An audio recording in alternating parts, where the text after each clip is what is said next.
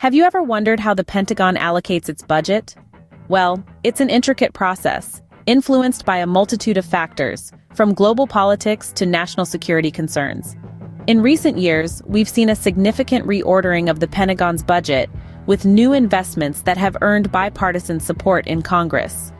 One of the most notable changes has been the billions of dollars funneled to boost the U.S. military presence in the Asia-Pacific region. Now, you might be asking, why the Asia-Pacific? Well, this region is considered a strategic pivot point in the global balance of power. As tensions rise and fall, the United States has found it increasingly necessary to maintain a strong military presence there. This shift in focus isn't just about flexing military muscle. It's about ensuring the stability and security of a region that plays a vital role in global trade, diplomacy, and peacekeeping. This isn't a decision made overnight. It's a calculated move, based on an analysis of international relations, potential threats, and the evolving geopolitical landscape. The bipartisan support it has garnered in Congress is a testament to its perceived necessity. But it's not just about the here and now. These budgetary decisions have far-reaching implications. They shape the United States military posture for years, even decades to come. They determine where resources are allocated, where troops are stationed, and where the country's defense focus will lie. And speaking of the future, what does it hold for the Pentagon's budget? Well, despite differences in tone and rhetoric, this refocusing of the United States military posture is expected to continue under the Biden administration. The Asia-Pacific will remain a region of interest, and the investments there will likely persist. So the next time you hear about the Pentagon's budget, remember all these moving parts. Remember the strategic considerations, the bipartisan support, and the long-term implications. And most importantly, remember that these decisions are about more than just dollars and cents. They're about the security and stability of not just the United States, but the world at large. This refocusing of the United States military posture is expected to continue under the Biden administration. Now, let's shift our focus from the Pentagon to the American workplaces. In the face of the coronavirus pandemic, the safety of workers has been thrust into the spotlight. This is particularly true when we consider the Trump administration's approach to managing the crisis. They made a choice, a consequential one, not to implement an emergency temporary standard when the pandemic hit. This standard, issued by the Occupational Safety and Health Administration, or OSHA, when workers are in grave danger, would have established immediate and mandatory workplace safety rules. But this move was declined, leaving businesses to navigate a patchwork of optional guidelines. This approach has been defended by some, saying that the burden on struggling businesses would be too great. Yet it has also sparked controversy and concern. The question is, how has this impacted the safety of American workers? One of the most consequential decisions made involving American workers was something the Trump administration chose not to do. The stage was set, the pandemic was raging, and the workforce was in dire need of safety measures. Yet despite the clear and present danger, the decision to implement an emergency temporary standard was surprisingly sidelined. An emergency temporary standard is a protective shield, a safety net, if you will, issued by the Occupational Safety and Health Administration, or OSHA. It's put into play when workers are considered to be in grave danger. It's a set of immediate and mandatory workplace safety rules that employers must follow to protect employees from exposure. In the context of the pandemic, this could have been a game changer, a lifesaver for countless workers. As the coronavirus swept across the nation, Democrats, unions, and worker advocates were vocal in their demand for such a standard. They understood the potency of the virus, the vulnerability of the workforce, and the potential impact of this safety measure. They pushed, they advocated, they demanded. However, the call for an emergency temporary standard fell on deaf ears. The Trump administration, backed by the Republicans, declined to implement it. They defended their decision, arguing that the burden on companies struggling to stay afloat amid the recession would be too great. The argument was simple: the health of the economy versus the health of the workforce.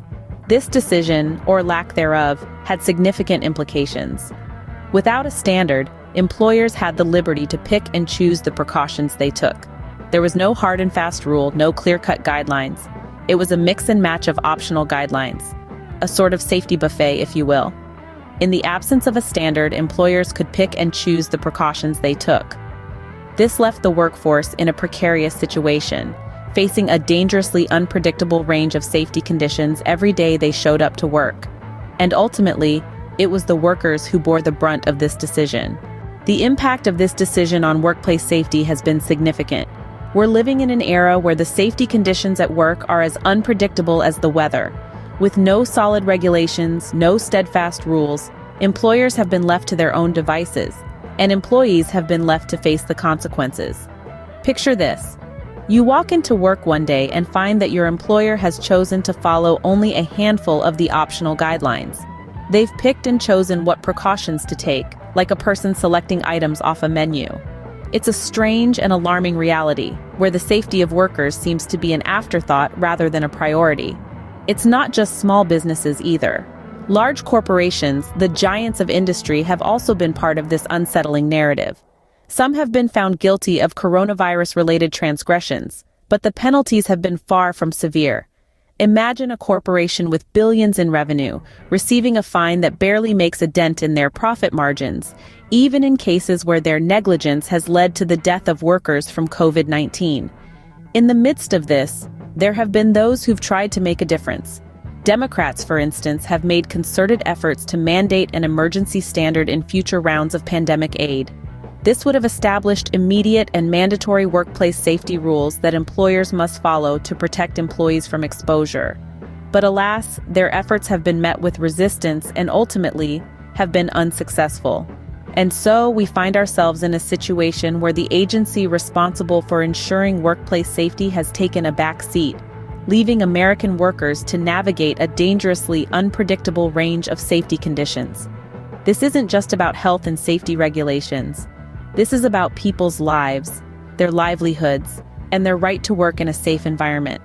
This backseat approach to workplace safety has left many American workers vulnerable.